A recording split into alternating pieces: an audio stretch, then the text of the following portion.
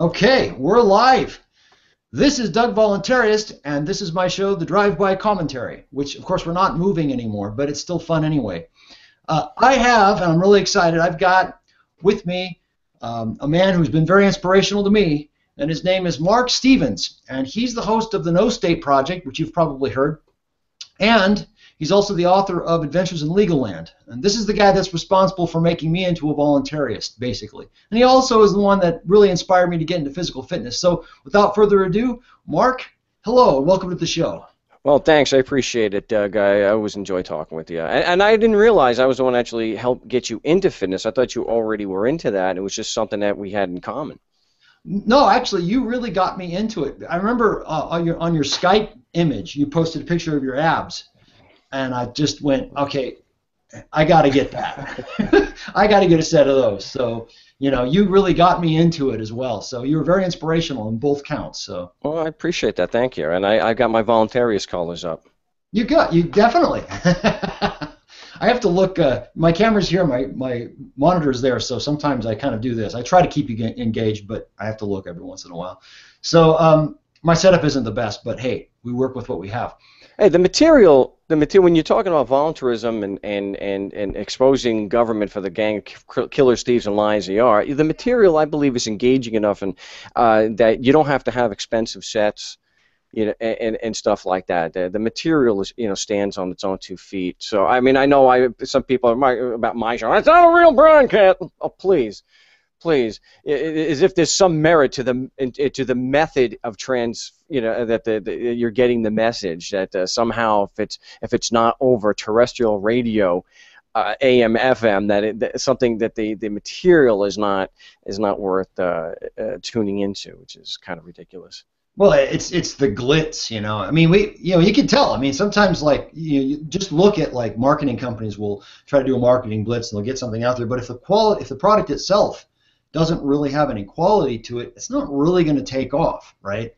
I mean, I think all the frills is to make up for the fact that you've got something that your friends and family and neighbors are not going to talk, teach and tell about. Because I know everything that I do is pretty much word of mouth. I've helped somebody get, say, get a traffic ticket thrown out, and it saved them $1,000. So they go and I play it straight and be honest, and so they go and they tell their friends. So they come to the website and that's, or they'll lend someone a copy of Government Indicted and they'll. But when the material that the product isn't very good, then you've got to have all the flash and you've got to have the celebrities and whatnot pushing it, and it's kind of sad. But most people fall for the PR. They oh wow, I got to get the latest and greatest garbage. I got to get the latest greatest phone. Yeah, it's always about. Well, I don't know. We kind of live in a world. I mean, I'm a fan of capitalism, of course, but because of the influences of statism and how it's influenced our society, right? We have a lot of kind of entitlement mentality, and then there's a lot of artificialness to things. And so, but the thing about it is the kind of group that the circles that we are with, right? The circles that we are in are very real people. And we want very real things, right? And so our message is going to appeal to people that are a little bit more down to earth. I mean, they're going to reject it. The statists are going to reject it because I believe that statism kind of wants things to be instant gratification, and you don't really have to work for it. But we voluntarists know that we have to really work to get our message out there. So it's one of those kinds of things. So, yeah, and I see the whole structure too. I mean, I don't want to bash capitalism, but I'm more for look, trade should be free. There shouldn't be any coercion, and I don't believe there should be a hierarchy, which is something you have with capitalism because it's married to the system of government. But when you look at, like we were just mentioning, when we're talking about doing a radio show and it's supposed to be informative, you're doing news, you're doing commentary on the issues of the day, you're exposing government. When you look at the structure, most of these places with all the glitz and the glamour, it's not a matter of, hey, we've got to get the truth out, we've got to do this, we've got to do real journalism. It's we've got to keep the sponsors happy. And the sponsors are mega corporations, mega rich, that have a vested interest in keeping the structure of society right where it is. and the sponsors having a tremendous, and anyone who doubts this, there are many studies that show this. It's a tremendous influence over what's going to go on over the airwaves. So this, I don't want, well, that structure that goes together with the government. You know, we spoke the other day with somebody about, they call it a banana republic for a reason. You know, because you've got the government, which is set up by you know, a handful of corporations. You know, look at the diamond business, for heaven's sake. So. You know, I just always get such a kick out of it, Doug, when they'll make fun. Oh, it's just an internet show. I'm like, first of all, my show is not just an internet show. Second, it doesn't matter what the method of transmission is. It's the look at the merits of what is being presented.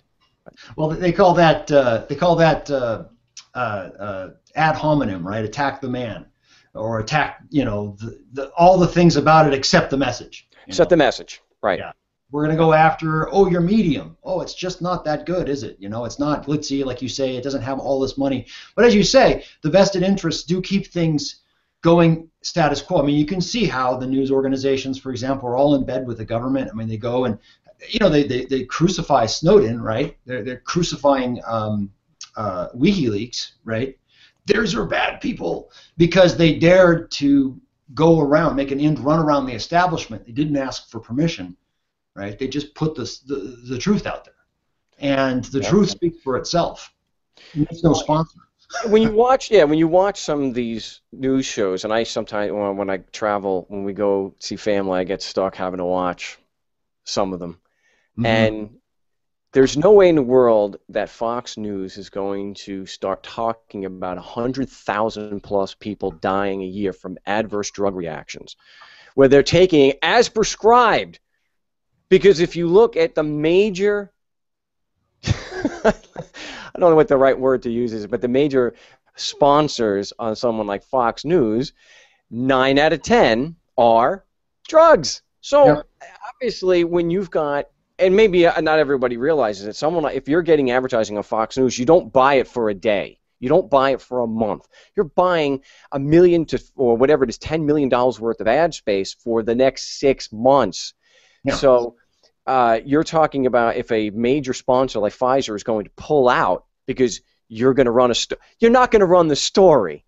And I think what I do, I don't have sponsors, and I'm lucky enough to be on the network and work with people where I can put on the air whatever I want. And if I've done the investigation and I believe that this is accurate and I've got the evidence to back it up, I can freely broadcast that without having to worry about, well, Mark, you know, the CEO of Monsanto, he's got an issue with this story. He didn't like your anti-IP story. oh gosh, can you imagine trying to do, you know, expose the fallacies in intellectual property and doing that on CNN? Oh my gosh. No, it's not going to happen. It's not going to happen. I mean, you can't even when they say you can get the transcripts for $35, it's all copyrighted. And so they're not going to let guys like us on and start talking about the fallacies of intellectual property. I mean, that's just not going to happen. Well, they don't want that. Let's talk open source. Yeah. No, we don't want open source. We don't want open anything. You know, it has to be controlled tightly. And unfortunately, that gives capitalism a bad name because people look at that and they think, well, intellectual property, right, is capitalism, right? Well, no. It's part of it. I would say it's part of it because it comes back to the whole idea of property. You cannot separate capitalism from the idea of property. Yeah. And for myself, you know, I've spoken about this many times, it's a gray area where the larger the piece of property in question becomes, the less rational the concept of property actually becomes. So I've mentioned before the example, Doug, is when, you know, because I go out on I-10 and, you know, from Phoenix and I drive out to California all the time. And you see these enormous tracts of land, uninhabitable, of course, but still you've got these signs to call somebody, and you know, you'll see a 619 number, you know, and you're in Blythe. Like, so some rich guy in San Diego thinks he owns half the desert. I'm like, so the analogy I use is like somebody saying I own the earth, you know. So does anybody think that there's any rational thought to that? Well, I mean, think about it. Where does this rich guy's claim come from, right? I mean, how is it backed up? It's backed up by the state. I mean, it's a claim that is wholly manufactured by the state. And I've gotten into a lot of discussions with, I guess what you call them, left libertarians that actually had a good influence on me, where we talk about things like that. Well, how would property look? And as a matter of fact, it's one of the points I wanted to cover is how would property look in a free society? What would happen? Would we have vast tracts of land owned by one dude? I don't think so. No, I don't see that happening either. And I know that some of the justification for the government owning everything, and this came out recently, is that the purpose was, well, that the king owned everything. George somehow owned North America. I mean, right. Wow. Yeah, it reminds me of the Eddie Izzard routine about how the British Empire came about by the cunning use of flags. That, you know, the English just went to India and said, "We claim this for England," and like, what? Bug off, mate. We live here. You know, it's the same thing they did here. And the idea was that everything that the king owned then went to the government, which was supposed to be the people, which is complete nonsense. Right. And the more you examine it, you know, and I think what it comes down to is property is what you can actually work and control to a degree. And when you look at it that way, what you can own becomes really, really small. And I think a lot of the social problems that we have are directly linked to this absolutism. I don't know what this idea that there's an absolute right to property, and that how you acquire that doesn't really come into the picture. You know, you look at, well, how did the white Europeans get the property called North America? Right. They stole it. You know, the Supreme Court will say things like, "Oh, well, they extinguished the title to the natives' land." That just means they stole it to me. That's well, they came in. Well, how did they? I mean, I look at it this way. What is the legitimate transfer of property? How is it done? Right? Is it done through homesteading? Is it done through voluntary trade, or is it done through coercion and violence? And if it's the latter, coercion and violence, it's not property, because a thief doesn't own the property that he stole. I mean, as we understand what property is, right? So you either worked land that nobody claimed, right, and said, well, I guess this is mine because I worked it, right? I mixed my labor with the land, you know, or you traded with somebody who already had a claim. And what is a claim but an understanding between people? And that's something that, just like the law, like in polycentric law, right, it's not a group of tyrants and bureaucrats and things that decided to make up this code, right? It's something that's more understood. It's something that people understand, and is voluntarily created, right, and kind of enforced, if you will.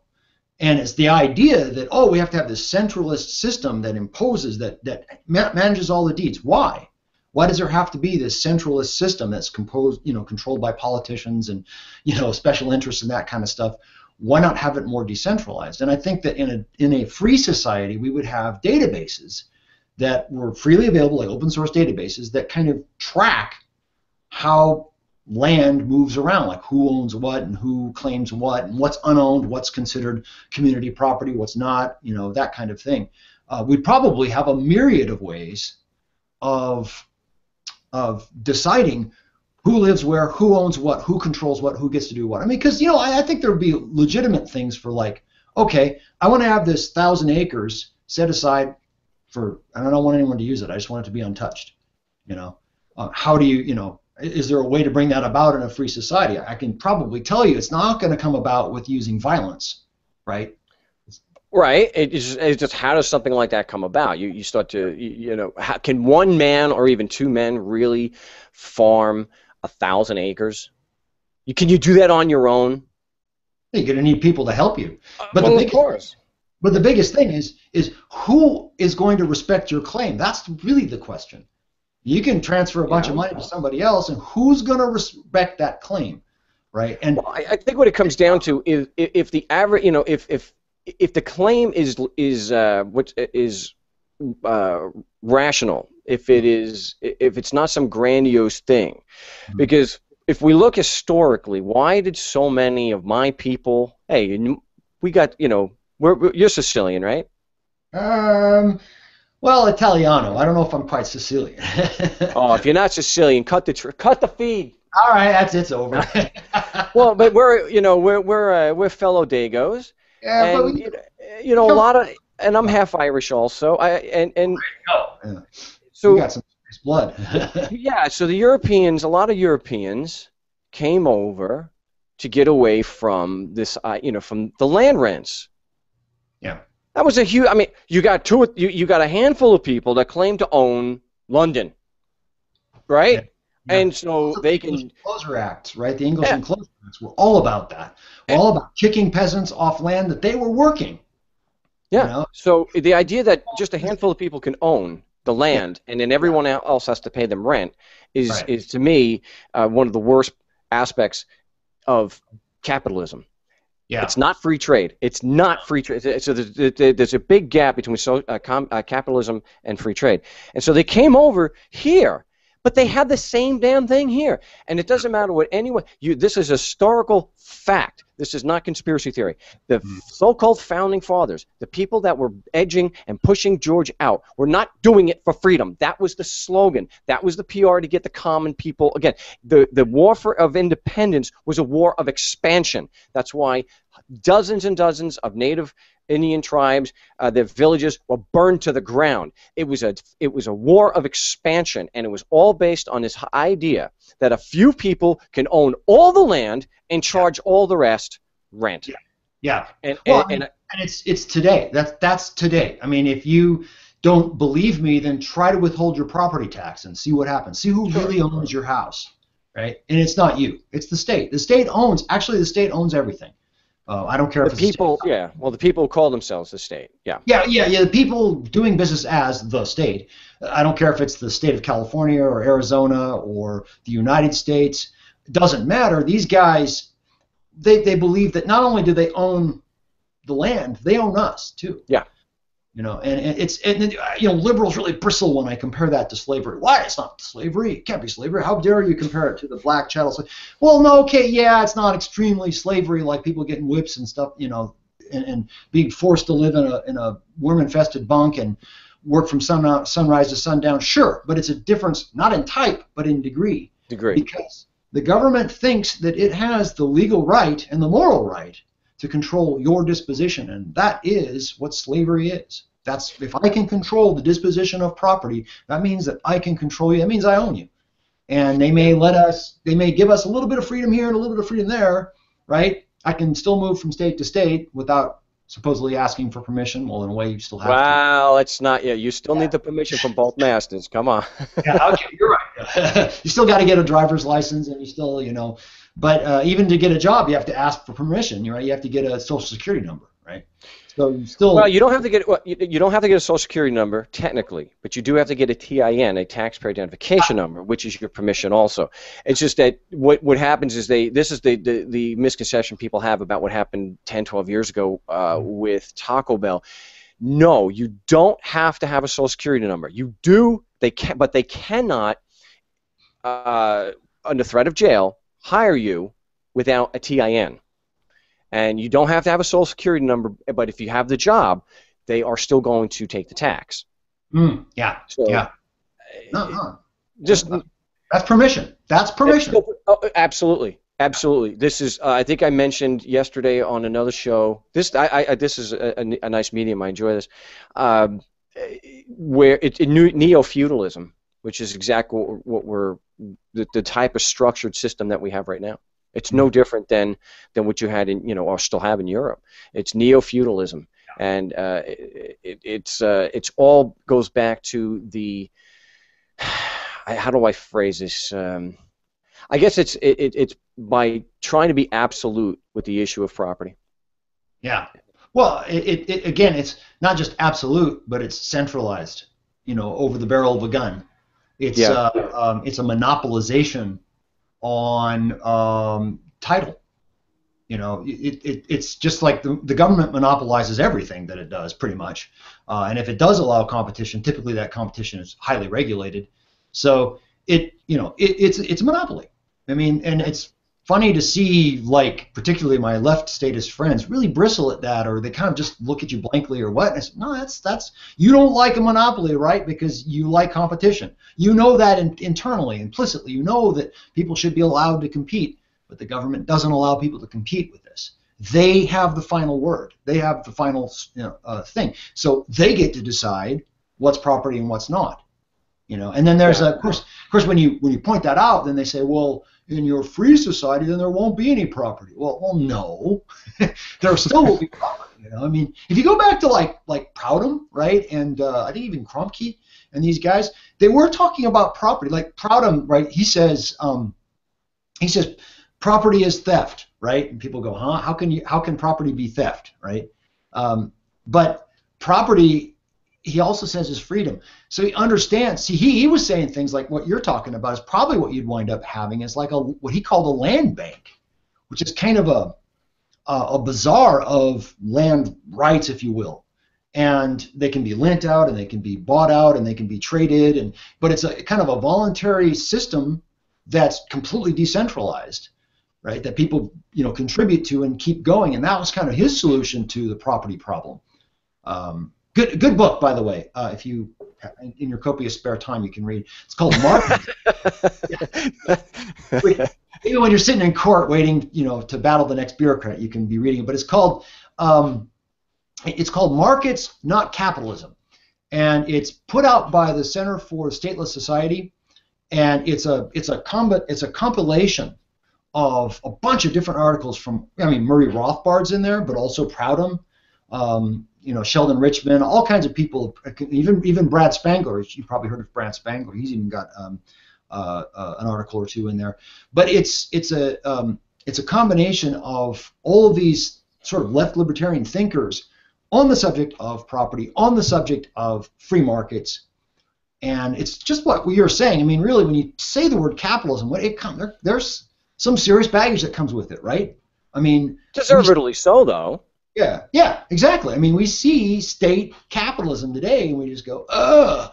And then, of course, we get screamed at for why would you want a free market? Well, they confuse that with a free market, and that's the point.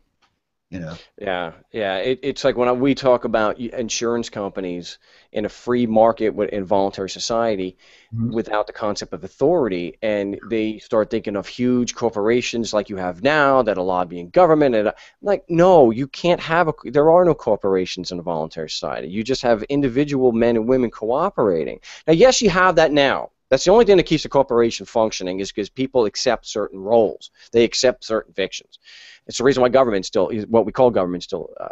But the difference is the hierarchy is not the same, and you, especially since you don't have the worst part of the hierarchy is in the private sector, is the government shield from responsibility.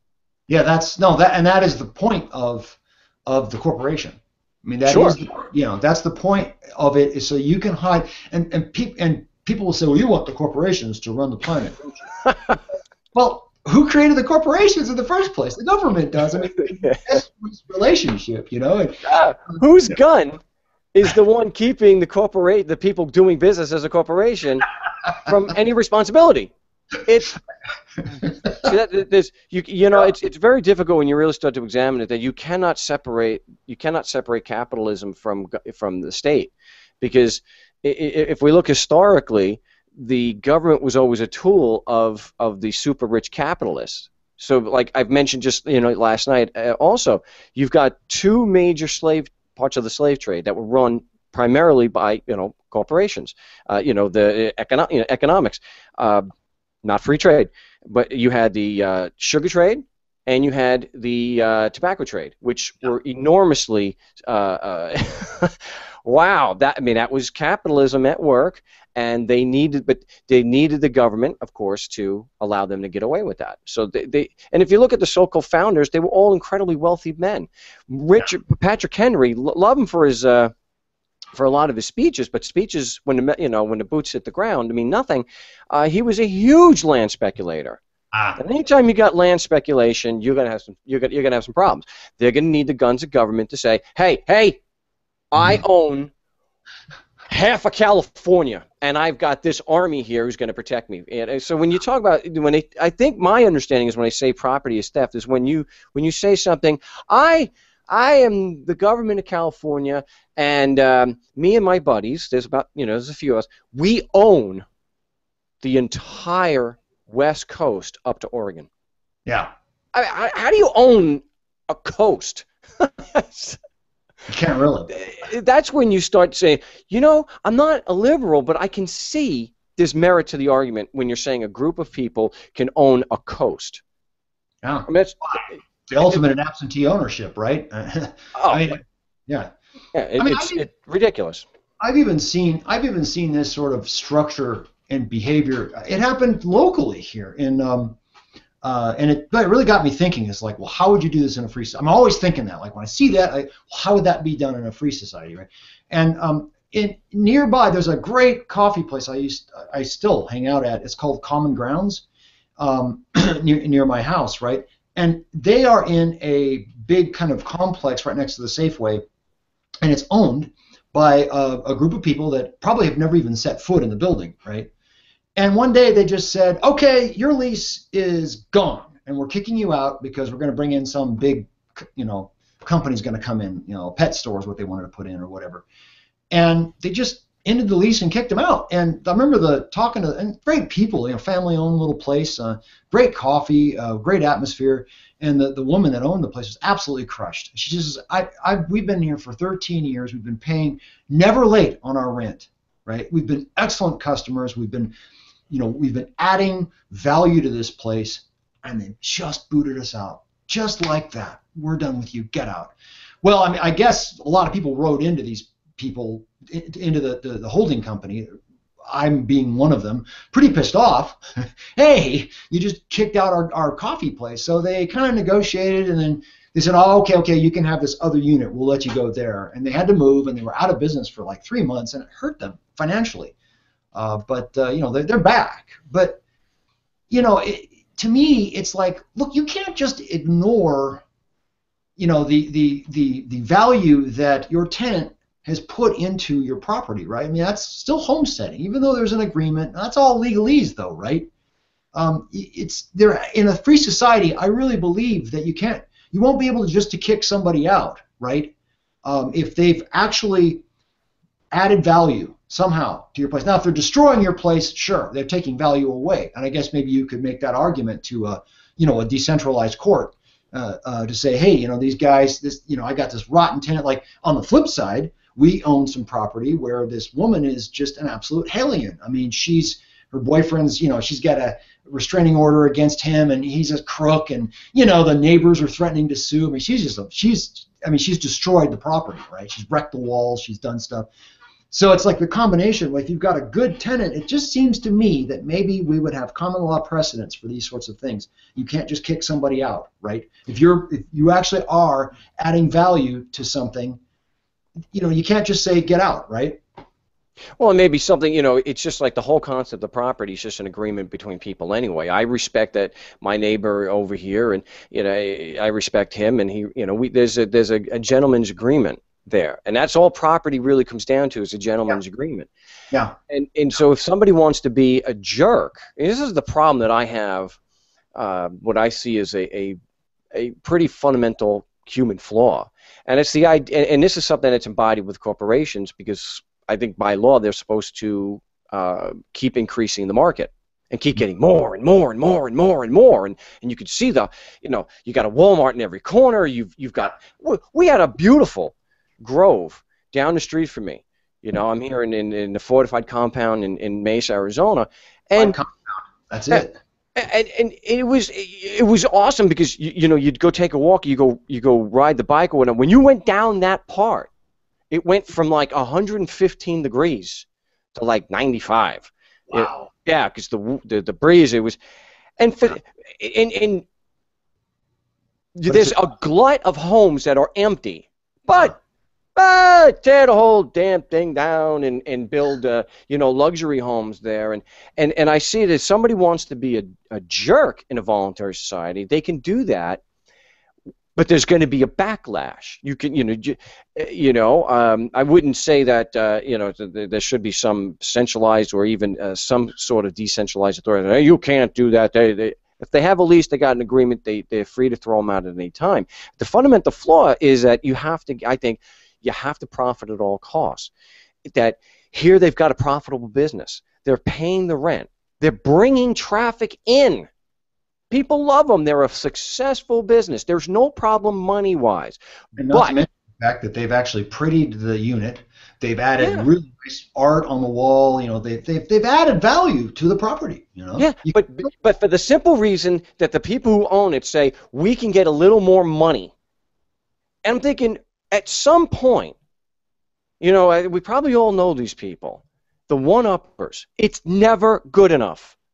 I've known people that a 4,000 square foot house, was not big enough for 5 people. Wow. And it's got 8,000 square feet, 20,000. Why don't you do this? Buy a friggin' Walmart. 120,000 square feet. Yeah. And maybe you'll be. I don't get, and I've never had that thing where, hey, I have to have more and more and more and more and more and more. Yeah. I mean, you look at something like the Rothschilds and these people. Why in the world would you? And I'm not saying all, but why would you need, when you have no reason to even work? You've got enough money just in interest. You make all your bills. You could do literally whatever the hell you want. But you've got to keep squeezing out more and more money. Guess what? That's what they want. They want to rule the world. I mean, I've never understood that mindset. It's like I'm more of a live and let live. I'll use what I need, and the other people can have what they want. And I feel that there's more of an abundance mindset, and those people are not living in an abundance mindset. They're living in ironically, a poverty mindset. They're thinking, hey, there's not going to be enough to go around. Well, you know why there's not enough to go around? Because jackasses like you are buying huge tracts of land and kicking people off. That's why there's not enough. There are more empty houses in the United States right now, according to official records, than there are homeless people. That's crazy.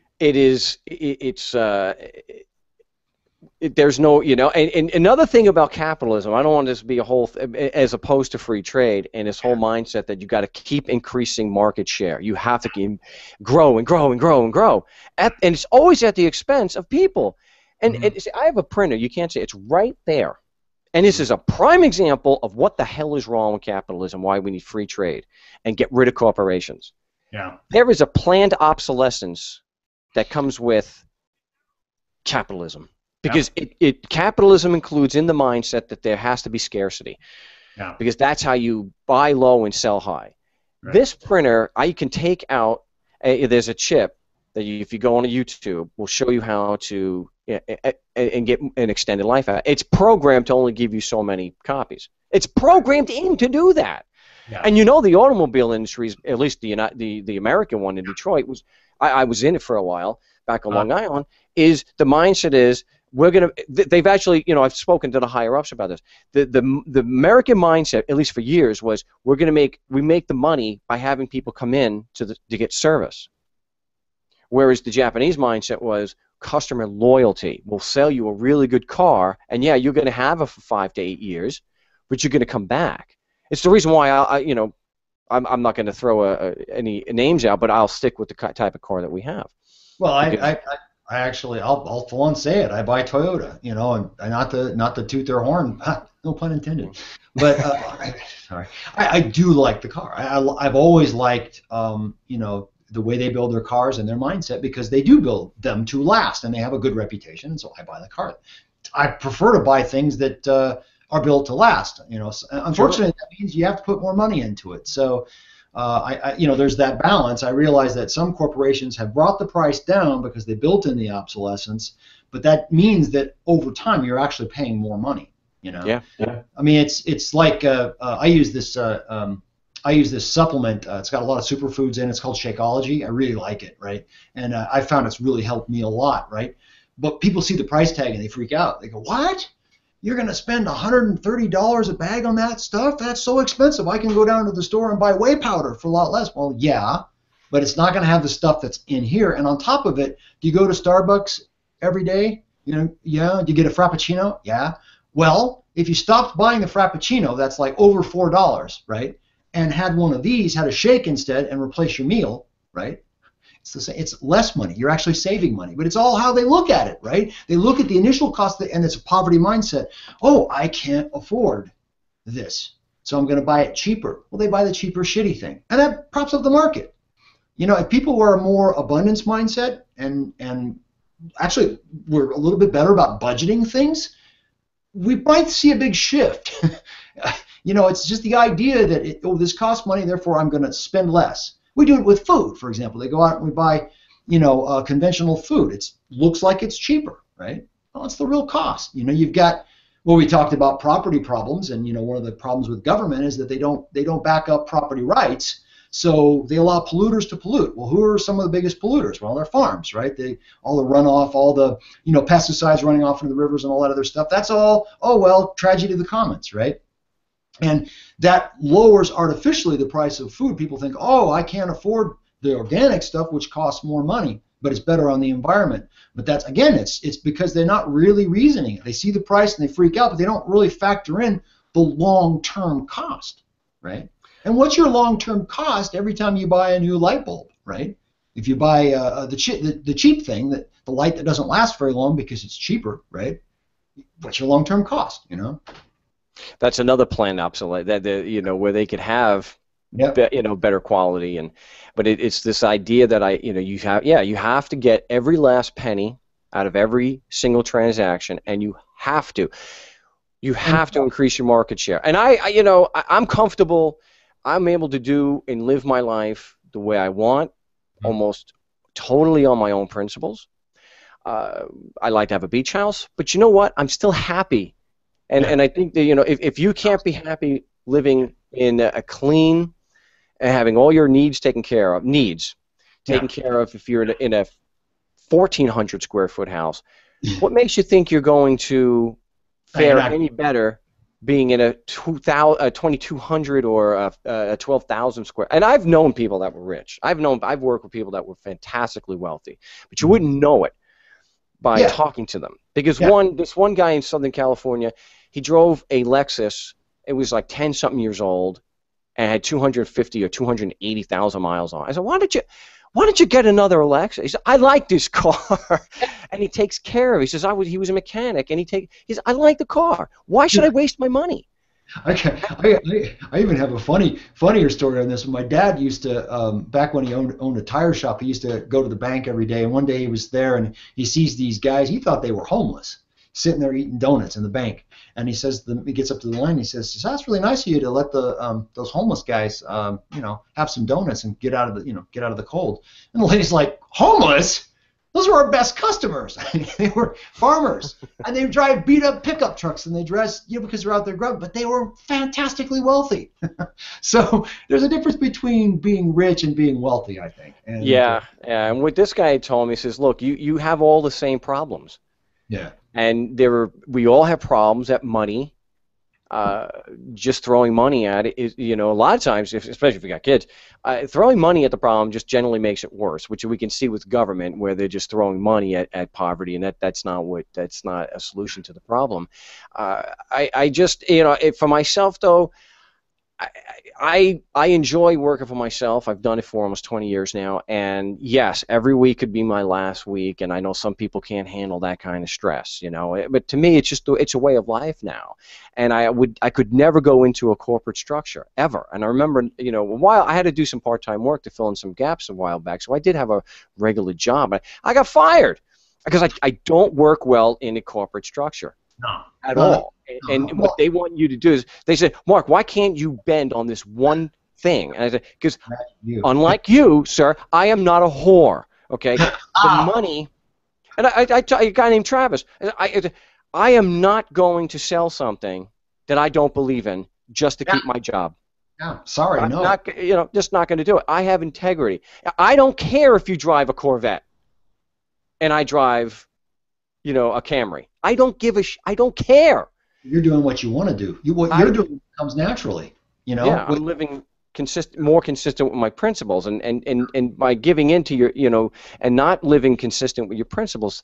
Like Martin Luther King had an awesome quote about that. I can't give it to you off the top of my head, but it was, if because he was 38 and living his principles, and the idea was that, yeah, you could turn and walk the other way and not live consistent with your principles and die at 90. Right. But that's your body dying. Right. Your spirit died. You died when you were 38 and you walked away.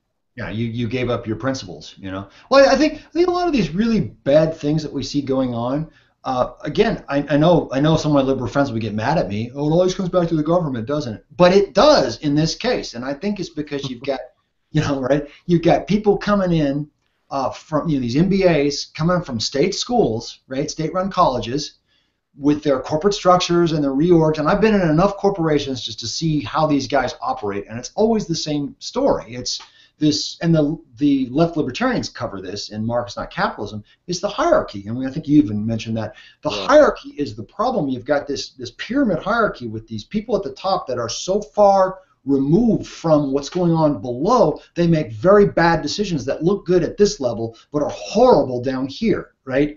And I've seen it happen over and over again. It's because of this massive disconnect, and that's government. That is actually a governmental structure. You've got a president, and you've got the Congress, and you've got, and you've got the Supreme Court, and you've got all these smaller courts as they go down, and the authority goes up, and when you're down at the bottom, nothing gets done, right? And at the very bottom, they fire all the people that are actually doing the real work, and they keep the guys in the middle. And so it's a very inefficient system. And sometimes I wonder why big corporations make any money at all, because the only thing I can come up with, and it's covered again in Marx Not Capitalism, is they talk about how the existing government structure props up the existing big corporations, not just with the corporate charter, but with the whole, with everything else, lobbying and regulations and all these other things. When a company gets to be too big, they actually are becoming inefficient, and so they sort of externalize their losses into government or the taxpayers. They beat down the competition with regulations. They hide behind their responsibility with the corporate charter, yada yada yada. But the idea is that this system is artificially propped up by the coercion of government and by that mindset. And I think in a free society, we're going to see a renaissance of this. I don't think we're going to have. I think the days of the really big companies will be over, because they can't support themselves. A free market will never support that kind of inefficiency. It will bring it down to size. Yeah. Well, what you see happening, especially with government from the top-down structure, is it's so anti-rational. It's so anti-science, and the reason why science and why we have technological advances is because it's not, science doesn't give a damn. Real science does not give a damn about consensus. It's about the evidence. Okay. Right. And these are the principles. These are the few principles we have, and this is the way things work, not because of consensus, but because of verification and observation. Yes. So when you have a government structure or hierarchy like that, it's the only word that matters is the guy at the top. And so, especially with government, and I've got plenty of calls of shame to verify this. I mean, they tell me point blank, their principles of right and wrong do not enter into the job. No. That in and of itself is enough to say, yeah, this is a really bad idea, so that the boots on the ground are not exercising discretion. Their idea of right and wrong doesn't enter into the job. That with immunity is the stuff of nightmares. Okay, this is not conspiracy theory. This is fact, because they'll tell you, right? I'm just doing my job. I'm doing as I was told. No, just following. I mean, you ask a cop when he's, if he's giving you a ticket, you start asking, why are you doing this? It's my job. It's the law, right? I mean, even just something as mundane as a traffic ticket, they're going to tell you that I'm just doing my job. I'm just following the law, and it's like I see. So you have no control of your actions. You're just an automaton. Is that what it is? There you go. And no, you're absolutely right. Well, speaking of your calls of shame and everything like that, we never did get around to it, but for the people that don't know what you do, why don't you give me a little bit of a background of kind of, what you do, how you help people in fending off attacks by bureaucrats? Well, yeah, I help people basically be their own defense attorney. I hate to use the word attorney, but it gets the point across. So they can do it themselves and handle themselves and not have to spend the money on an attorney. Because most of the time, even by the Bar Association's own records, pro pers usually get not guilty verdicts far more than lawyers do. And even if you're making a deal, like we had some people on the show last week, they not only got a better deal on their own than the people who did get attorneys got not only they got a better deal without an attorney, and all the other people there they said had attorneys were getting crappy deals. So they were offered the same deal initially that the attorneys were getting. I'm like, well, that would have been a bonus right there because they're not paying $1,000 or $1,500 to an attorney. So they're still. It was completely. It was so ridiculous. So through that, I started doing the radio show, and from there, I realized that the show opened up doors that were normally slammed shut. Now those doors are getting slammed shut on a regular basis now, because if you go to my website and you see the same old lie world tour, it kind of puts them off. And so if they can hear a police chief or watch one of these city council members say that our evidence of jurisdiction, well, we have jurisdiction because we said so. And so now they're not, but I looked at it as from, if I can get my foot in the door as a journalist, maybe they'll speak to me. And initially they they did. But now, after I've gotten so many examples on the website, they're just not speaking to me anymore. So what I do is... They didn't want your internet questions anymore. Yeah, they don't want my... That's good. So what I also encourage people to do is get parking tickets or get low-level traffic things so that the risk is very low to be able to engage the system. And so that if they are attacked, they've got the background and they've already engaged them, and so they don't have the anxiety of, because they're making all the same challenges. And but it's just that the stakes are lower in a traffic. Say so. Yeah, what's the worst? Well, you get a fine, right, or something like that. Yeah, a parking ticket, you throw them $50, you walk out, and it's nothing against your insurance. Yeah, and it's like a tax case or a drug case where you're looking at time. Yeah, but most people have reported to me, thank goodness on the show, which is so other people can hear that when they've done it with the parking ticket and made the same arguments that they would if it was possession, when they were hit with something more serious, yeah, they still prepped. Of course, you got to do that. I would still prep to go to court, but they were a lot more confident, and they didn't feel the need to have to go to an attorney. It didn't freak them out. Like, and to me that's been a huge benefit, and why I'm one of the reasons why I'm able to still do this is because I get a tremendous amount of satisfaction in what I do, because other people are learning and then they're teaching other people, and so it's drawing energy away. And plus because what I describe that I do is I am constantly exposing these people called government as the gang of killers, thieves, and liars that they are. And so almost every day I'm on the phone with them, and I get admissions. I mean, Doug, just yesterday we had an IRS agent.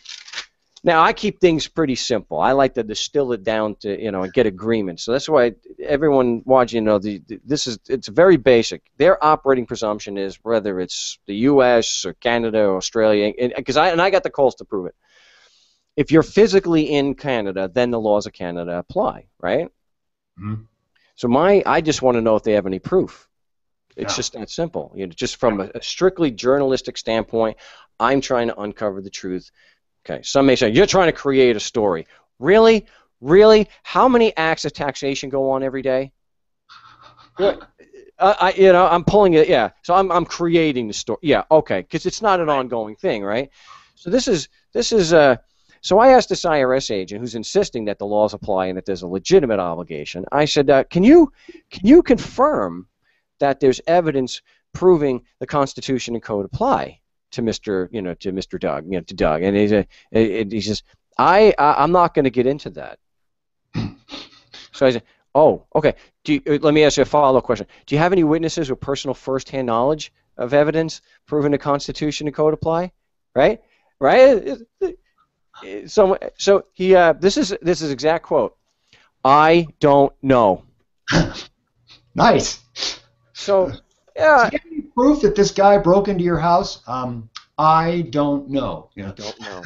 I don't know. So I'm setting him up, and because I'm thinking I've got to help this guy I'm working with. That's why he's working with me, and so I'm thinking of a complaint to the Treasury Inspector General, which some of them have been taken serious. I think this last one they've really. I actually met with the agent, so I'm thinking they're seriously investigating it. For false statements, right?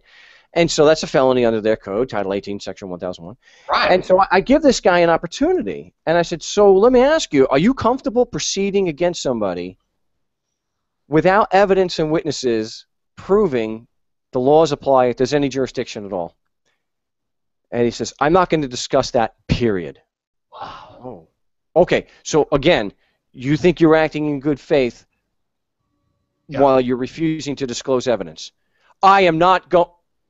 Okay, sir, I'm giving you another opportunity to exercise some good faith, and you don't want... Okay. Okay. This is not done in innocence then, tough guy, because the statute is he's knowingly putting forth a false position. Yeah.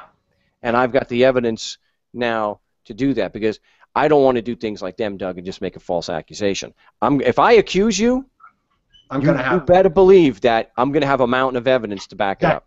Yeah, no, I'm gonna have evidence. I'm gonna show that I want all of my T's crossed and all of my I's dotted. I want to prove that I really do know what I'm talking about. And these guys don't seem to care about that. Well, because they know.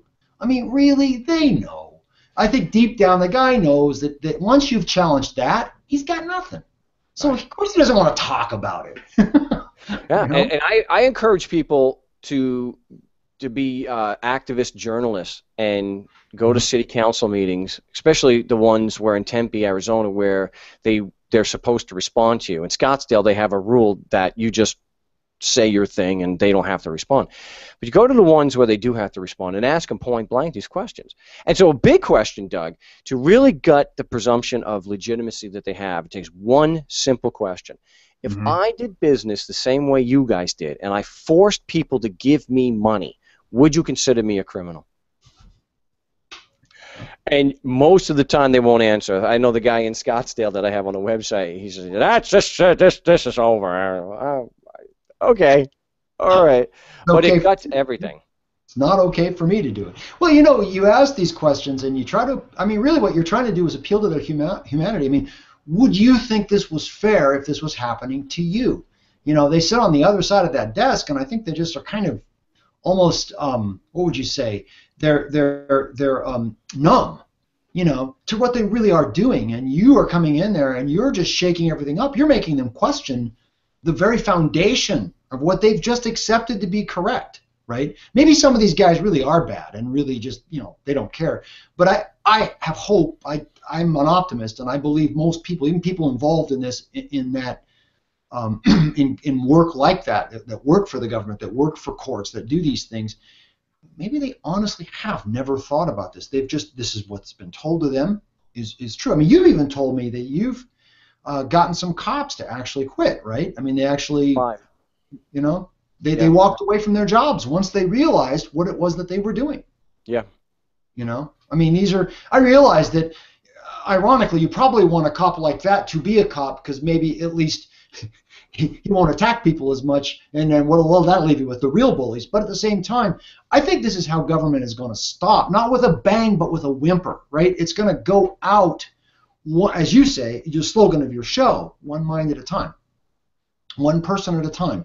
We reach one person at a time, and we convince them, we show them this is wrong, and through a series of cognitive dissonances and lots of time, they eventually come to the conclusion that we've been trying to tell them all along, that this is not cool. This is not how we should be treating each other, you know?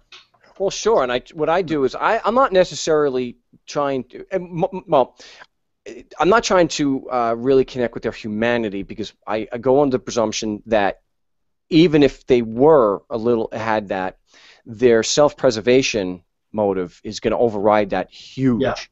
Yeah. And I've had to tell these bureaucrats that you're not my audience. I'm a journalist. does CNN take an interview of the politician because the politician is the audience? No. If a politician comes to his senses and realize that's great. But that's not the audience when you're a journalist and you're doing a radio show. I have an audience that I'm putting this educational material out for. Right. But what I do is I want to make them feel secure in their job, that they're just following their code. So that's why one of the questions would be, and like the scripts that I have, would a lack of evidence proving jurisdiction be grounds to throw this out according to your rules? And I was like, well, yes. Oh, okay, great. Now that I understand how you work a little better, okay, good. And usually when I get to that point that they don't have any evidence, well, your rules do require this. Your supervisor will tell you. So I know that one of your strategies is to go in, get them to make what you would call impeachable errors. What do you call it? To make an error. Right. And the idea is then you turn around and you appeal, right? If we have to. Even though the jerk finds you guilty, you still come back. And now, so do you find that is a pretty good avenue to take? I mean, where you can at least, you've hopefully been able to record the proceeding. You've gotten them to contradict themselves. You've impeached the witness. You've illustrated the inherent conflict of interest in every trial, as you always point out. You've asked the questions. You've said, "Can I get a fair trial if there's a conflict of interest present?" And then you ask the judge, "Well, who do you work for?" And you ask the prosecution, "Who are you working for? And isn't that a conflict of interest?" Of course, they ignore that. Then you go on and you have all this evidence, at least, that you can then appeal. I mean, do you find that works? Yes, the one that really does it and tips it in our favor is the witness not being qualified, because that's the easiest one for them to agree with, because it's easy to show, the witness, because what happens is I'm not saying the witness isn't unqualified necessarily. I may make such an objection, but they ignore that. What will happen is the prosecutor at a certain point in the cross-examination will say that the witness is not qualified to keep him from saying, like with this James Hill did yesterday with the IRS, I don't know. So to avoid that, I don't know, they object on relevance or something, or they impeach their witness, saying, no, that's outside the scope of his expertise, which is saying he's not qualified. And so when we go up on appeal, if the judge accepts that anyway, the judge is the one saying he's not qualified, not me. And when the judge says and makes a ruling that the witness is not qualified, end of discussion. Yeah. So that witness, nothing he said can be considered. He's impeached as a witness. He's not qualified. So where you can at least do the appeal is if you say, well, hey, you've now declared this witness, he can't testify, so you have to throw everything out that he's. You have to throw his testimony out. Yes. Okay, including the ticket, which is his testimony as well. Right. And what it comes down to, right. What it comes down to is that every witness, whether it's a criminal proceeding or civil, whether it's a government attacking you or your neighbor, to be a witness, because that's what the word means, you have that personal first-hand knowledge. And when they're accusing you of violating their code, well, the applicability of the code is an element of the charge, because without the code, there's no crime. This is not like murder. Murder is a crime whether there's a government or not. It's just wrong. We accept that. Anything where there's actual aggression is considered a crime. We consider a crime. You violated a right. You violated a legal right, and you've caused demonstrable harm. Right. Damage. Right. And without the legalese, you have initiated violence against them. Okay. And you've caused some damage. So that's also a part of jurisdiction, because the courts only have jurisdiction here violations of their law. So the law has to be applicable, and it's an element of the crime. And there's the rub. That's the really bad part for these judges, because when you've got the witness on a stand, and if they've let it get that far, he's supposed to be testifying that the law applies to you beyond a reasonable doubt. Well, he's got to have the witness has to have personal knowledge of that evidence. There is no evidence. There's just nothing there. And it's like, well, like yesterday, they say to me, Mark, what evidence are you looking for? I'm like, I'm not the one who made the allegation. Unless you want to admit that it was arbitrary, then you tell me what you based it on. The problem is that there's no way that evidence could possibly exist. That's the problem. And that's what they don't get. but they know. No, I think they do. I think when they start thinking like, well, so they don't want to admit it. They don't want it. Yes, they don't want to admit that. So that's why I have a federal judge, and the reason why I do things so simply now, if you watch the video with the federal magistrate, John Buttrick, that I interviewed back in February in Phoenix, because of that, I simplified things. I made it a little too complicated because he was a judge, and so I just stripped things out. And when you strip it out, it gets very easy. So they understand these things. They do. They don't want to admit it when you're in the heat of the moment, when they're attacking somebody. If you're on the phone, they may admit it because it's there. You're not in the middle of an attack. It's not going to save the victim's house. It's not going to stop them from stealing a bank account, so they're less likely to admit it there. I mean, some of them do. But this is why the prosecutor and the judge, they'll start double teaming you to keep you from asking these fundamental questions. And so the problem then too for the judge, my gosh, the judge cannot presume you innocent if he's assuming the laws apply to you. Well, Mark, he has to do that. No, because it's an element of the crime. And if it's an element of the crime, he may not do that. Right.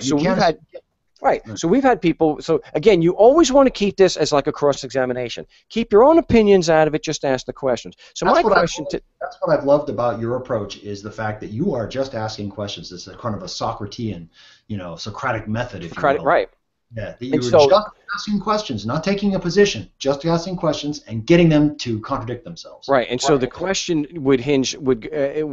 goes to, please explain how you can assume the laws apply to me at the same time presuming they don't because I'm innocent.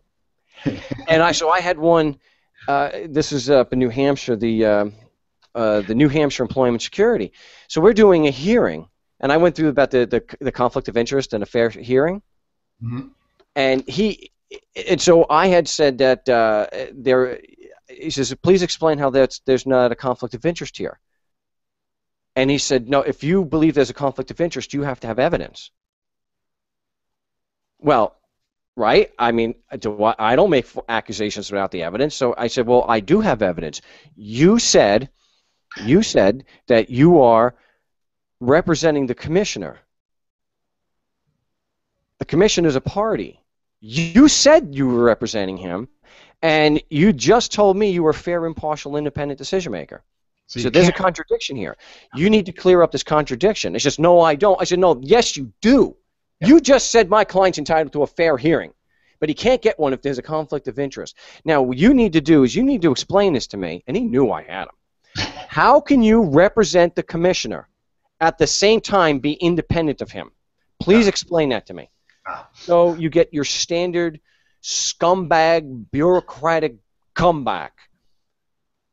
If you don't like it, you can appeal it, okay? I didn't actually do the disgusting thing there, but I was just giving the impression. Yeah, it's one of these. That's what they're saying. Yeah, Fungo.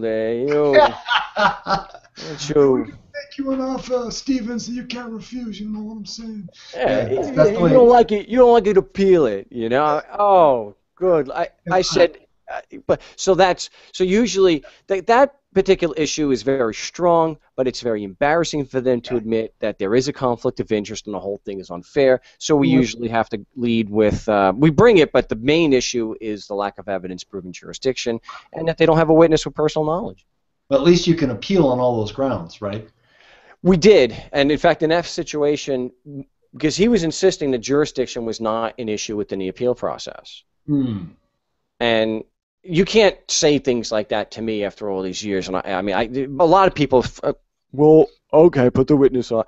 I said, wait a minute, you do realize, his name was Greg, you do realize, Greg, you just hamstrung yourself, right? What do you mean, Mr. Mark? If jurisdiction, the applicability of the laws, is completely outside the scope of this hearing, you can't decide that there is or is not jurisdiction. You completely hamstrung yourself from making a determination. I don't see it that way. Okay, explain to me how it's possible then to make a determination in favor of the commissioner if it's outside the scope of the hearing. Go. I'll wait. Yeah. Wow. So we appealed it on that decision and denial of cross and whatnot. And it took a year, almost to the day, when General Counsel did exactly the same thing. Dang. And said, we find that the laws do apply. And then on the next page, she writes, Doug, the issue of the applicability of the law is outside the scope of the appeal process. Oh, so. I mean, so this is, you know, and I know we're not done yet. We're going through the process, but I tell people this, and I report things like that because I want them to see how transparently bad their PR is and how easy it is to call them on that. And then you don't need a lawyer, you don't need to have a doctorate degree to point it out. You just have to be aware of what they're doing and comparing the words to the actions, because they're always going to contradict. And you never let them off the hook. You maintain this is not fair. I am not getting a fair trial. This, you know, you have contradicted yourself. It's all on the record. At least it's there. And yeah, they may wind up finding. But imagine if everyone did this. Imagine if everybody went in and just said, I got some questions I want to ask you, Your Honor, and I'm not a lawyer, and you know, I don't understand, and you know, I don't understand the nature of these proceedings, and I don't understand the nature of the charges against me. Will you help me? You know, and if everybody did that, they would get to the point where it would be too hard for them to do their jobs. It is. I would prefer that, and I encourage that, and I tell people, Doug, that we have an unsigned plea of guilty that we use, and we go in, and not one time has a judge, you know, ever said, or a prosecutor given in, and answered the question. It is, I will plead guilty right now. Here it is in writing. I have a video about this where I go into a lot of detail. Here it is in writing. All the prosecution has to do, or you say if he's not there, is I have a simple question: has the prosecution presented evidence proving the Constitution and Code apply to me? I will sign this right now. We've had people in federal court with tax evasion charges. They won't allow it. They won't. Now, I understand the judge has certain discretion to not allow a guilty plea. But, come on, where's the rational basis not to accept it here? All they have to do is put the evidence on the table proving jurisdiction. And why don't they accept the guilty plea then? Because they don't have the evidence. They don't have the evidence. Ding. They will force you to trial, and knowing that there's no evidence. Yeah, that's how it works. So, you know, knowing this, okay, being able to, like you say, start with traffic court and do these things. Have you found that this technique, this procedure, has been effective for things like taxation, trials, tax evasion, whatever? Drug trials, you know, things where obviously you don't use your power for bad, you use it for good. You only go after people that are being attacked who haven't actually harmed anyone, right? Generally, yes, yeah. But I don't have any control over people buying the book and using it for a breaking and entering or something like that. Yeah. But at least here, have you found though that at least it improves, I guess you could call them your clients' chances, you know, by doing this? I mean, yes. Well, the tactic is very simple, and to attack what I do is to attack the basic scientific method, to say that asking questions is a bad tactic, not accepting sacred cows. And so I went through this. Somebody was shopping for an attorney, and in his situation, he was not ready he could not prep. He just didn't have the time, and he was in some serious trouble, and he was in Louisiana, so that's bad. Yeah. And he wasn't a pasty white boy, so you're really behind the 8 ball. Oops. And so I'm talking to the attorney, and the attorney knows I'm kind of controversial this way, and he wants to see what the controversy is. And I said, well, my tactic is to do this. I believe in challenging every one of the prosecutor's arguments and challenging him on the facts to support his arguments.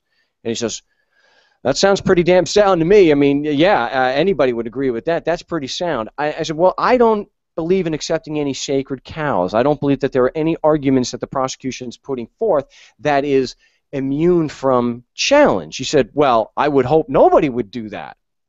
Okay. Well, I believe in challenging the prosecutor's opinion or argument that the Constitution and laws of Louisiana apply to me just because I'm in Louisiana. Oh, boy. And that's where we parted ways. Uh-huh. He just told me he didn't accept a sacred cow. All the prosecutor's arguments should be attacked. Attack meaning challenge with words. Yeah. And yet, he found fault and thought that I was delusional and not in the real world because I decided I'm not going to accept a sacred cow. At the very least, I'm asking one additional question that has to be asked. Yeah. What is it? What does it take all of a minute of your time in court to ask the Right. question and expect an answer? So it was kind of ridiculous to me to think that I'm somehow doing something wrong and not in the real world because I'm asking a question of of evidence for one of the prosecutor's arguments, and that is really the nuts and bolts of what I do. Yeah. And Well, like didn't you you say mentioned, once holding that, them to their. I'm sorry. didn't you say once that you were doing your thing, and then a lawyer came up to you afterwards and said, "You're going to get disbarred if you keep doing that." You thought you were a lawyer. Yeah, that was a long time ago, and I explained, no, I'm not. And I have had others telling me that they would love. I had Jack Pointer in Oklahoma City telling me I would love to do what you just did, but I have to. I have to. You going back to Phoenix? I have to be here tomorrow. And he says, plus they disbar me. So how would they disbar you for challenging? Because it's just like this lawyer who I work with who did get disbarred years ago. I worked her in the sense that she was a mouthpiece. I wrote everything. I set the tactics. I did the strategy. I wrote everything. She was just a mouthpiece. She got disbarred because of that, and from the tax courts. But it was in California, and it freaked her out. And she had read me the riot act because, of course, I was responsible for it. That she says, I thought you were just challenging the income tax code. I didn't realize that you were challenging the entire presumption of the legitimacy of government. That's funny. What part of anarchist or voluntarist did you not get? Well, she obviously is not a message. Yeah. I said, what I think happened here, Crystal, is you were just profiting from my work on the backs of my clients, and you just signed the documents without reading them. Yeah. That's what I think happened, because nobody could read the opening of the motion and get anything other than I was challenging the entire idea that there was a government. Yeah, well, she was going with it until they kicked her out, and then it's like, oh, what? Yeah, wait, it's Mark's fault, Yeah, that's my fault. That's my fault. So really the tactic is, and I encourage everyone to do that, is to take the arguments being used against you. Don't assume it like, oh, I'm going to assume that my name in all caps means. No, it's sufficient to just take the garbage that they are presenting to you and then ask them the fact. It's really that simple. The problem comes in, it's a stressful situation, and they're going to gaslight you because they're going to make you think you're crazy for challenging. That's what that attorney tried to do. He tried to gaslight me, thinking, "What, are you delusional? Hey, back in the real world, Mark." Yeah. Well, when you use, see, what you're doing is you're walking in. One of the things I've always admired about you is that you can walk into the situation. Maybe it's your military service, I don't know, but you're walking into a dangerous situation, and you're just staying on point. On point. You're using your positive mental attitude. You're not letting them derail you. You stay on point. And that's hard to do when you got people yelling at you, when you got all these people, and particularly people walking in first time. The judge is a figure of authority, and he wears the black gown. He sits up on the throne, right? And it's really hard to have these people in ties and the robe yelling at you and telling you that you're wrong. We're trained in our school system to accept their authority. So it really takes a lot to go against that training and turn it around, Sure. Okay, yeah. Yeah, well, and I understand that, Doug, and I think that's one of the reasons why I encourage people to do the role playing. We have the No State Project Skype chat, and it's another reason why we're going into and doing journalism, activism, by going in and addressing and confronting the city council members, or just doing it on the phone, because you need to get out of your system. You need to overcome that initial anxiety, because they are going to look at you like you're crazy. And I'll throw this in too. It is a scientific fact that when we put our bodies through stress, regular stress like working out, heavy squats, heavy deadlifts, push presses, clean and jerks, that helps us deal with stress mentally, So it's a combination of the two. So definitely get yourself in front of city councils and get better at public speaking, because the worst that's going to happen is they ask you to leave. They're not going to beat you up, or typically. Right. So do that. Call them on the phone like I do, because you'll notice most of my stuff is on the phone because it's safe. Yeah. And they say, well, Mark, why don't you just raise these questions in court? Well, because it's too dangerous. But definitely take care of yourself and get out and hit the weights or do gymnastics or something and combat training. I actually do agree that getting, and that was one of the things you influenced me on, is getting in there, working your body, working it hard, where you're doing things like burpees and pull-ups and these kinds of things, and it clears your head. It also gives you, at least it did for me, it gives you a level of confidence. It's really interesting. Some of my friends have noticed that about me. They said, you're far more confident now that you're working out.